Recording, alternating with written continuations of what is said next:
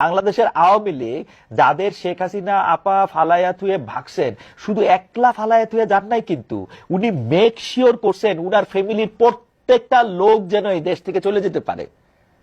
উনি make sure করছেন উনার ফ্যামিলির লোকদের প্রত্যেকজনই যাতে এই দেশ থেকে চলে গিয়ে বিদেশে আরাম আয়েশের সাথে দিন কাটাতে পারে।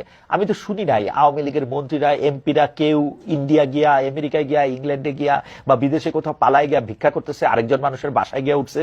উঠে নাই তোরে ভাই, নিজের পয়সা দিয়া সুন্দর করে খাইতেছে, পড়তেছে, চলতেছে। কারণ এই শেখ হাসিনা তাদেরকে বলছে যে এই টাকা পয়সা নিয়ে ভাইগা যাও, তারপরে আমিও আসতেছি পিছনে পিছনে। একজন একজন কর্মীরও বলে নাই যে 4 তারিখে, 4 তারিখেও বলে নাই যে 5 তারিখে আমি চলে যাব। উল্টা কথা বলছে। সেই শেখ হাসিনার কথা, সেই শেখ হাসিনার কথা মানে এই হরতাল মরতাল করবে? মানে সিরিয়াসলি, মানে বাংলাদেশের আওয়ামী লীগ যাদের শেখ হাসিনা আপা ফালাইয়া থুয়ে